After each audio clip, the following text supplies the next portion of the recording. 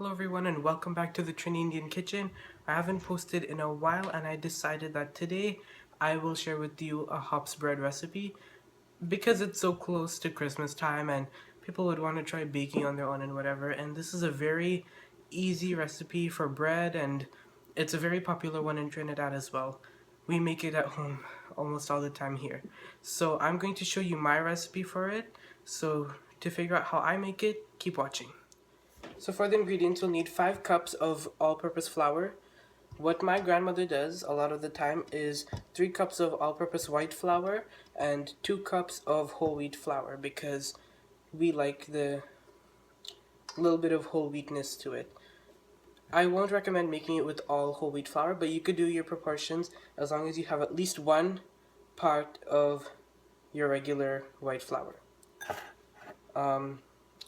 Salt to taste and a teaspoon of baking powder, a tablespoon of yeast and 2 tablespoons of brown sugar, a quarter cup of milk, a quarter cup of butter that I just melted, barely melted it, and about 2 cups, you might need more, you might need less, of warm water.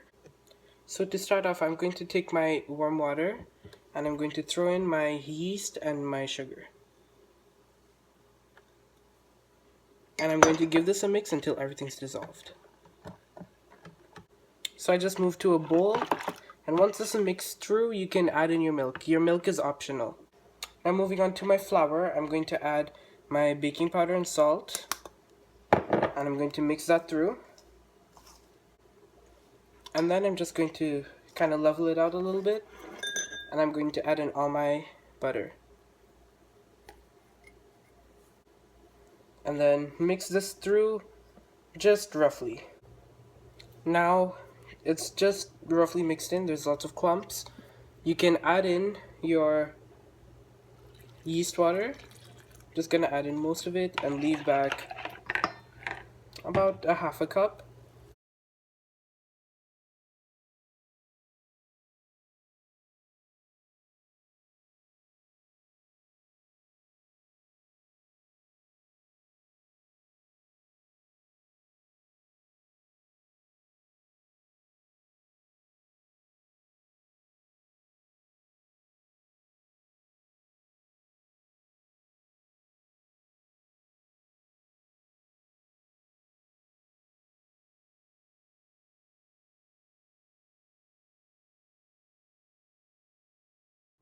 So I just covered my flour with some wet paper towels and I let it sit.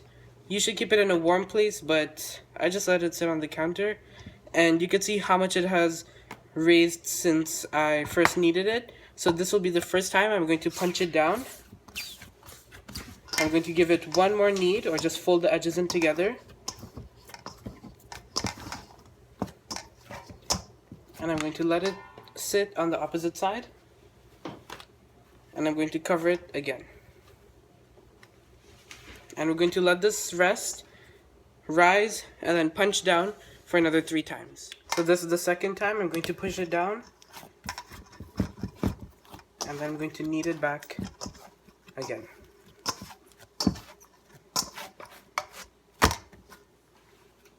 And now we're going to cover it for the last time.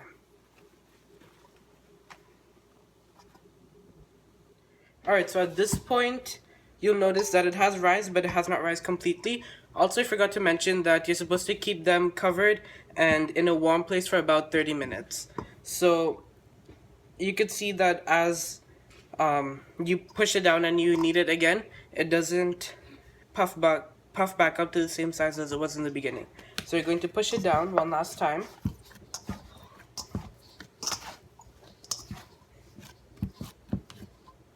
And then you're going to take a tray and you're going to grease it. So once your tray greased, then you're going to take your, I'm going to see if I could put these both in the same frame. You're going to take your dough and you're going to take small lime-sized balls and you're going to make it into your loy. And you're going to make sure that it's smooth from top to bottom and place it. Okay, so I finished making out my loya. There's 12 in total. So this one just came out a little bit bigger than the rest because I felt like this was all that was remaining. This is the last one I made and it had a little bit more than normal. So 12 came out in total, and just place them so that they're barely touching each other. But because the yeast is still active in it, as you're placing them, they will start to stick a little bit. You're going to let this sit covered for another 5 minutes to 10 minutes, and in the meantime, you're going to put your oven to heat up at 400 degrees Fahrenheit. Okay, so now my bread has been setting for about 10 minutes, and my oven is hot, so I'm going to put it in. And we'll take it out after about 15 to 20 minutes, or until there's a crust on top and is cooked from the inside. Alright, so 15 minutes has passed, and if you look through it, you can see it's golden at the top. So I'm going to just take it out, and here's our bread. You can let this cool down. I'm just going to move it to my stove, otherwise it will burn my counter. So here's how our bread's looking. It has a nice crust on top, and it's still nice and soft, so we're going to let this sit and cool down for about 20 minutes before we can eat it. Otherwise it's just going to fall apart and it's going to squish together. In the meantime, what you can do is, if it's joined together and you don't like that, you can cut it, so that'll be easier to take apart. Alright guys, so this is my hops bread. I'm going to cut one open and show you how it is on the inside. I already did this piece and then I realized I wasn't recording. So I'm just going to cut one open and show you how it is on the inside. It's still hot and that's how most people enjoy it. I'm just going to cut it.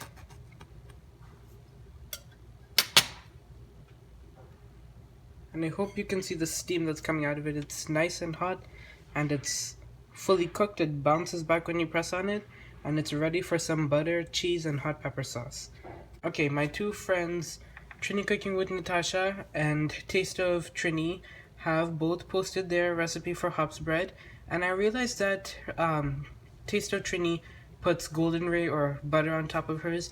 And my grandmother doesn't do that, but I'm pretty sure it'd be fabulous as well. So please do check out both of their recipes. And also check out a collaboration video that they made where they both talked about hops bread a little bit, but they made a bread and chana recipe.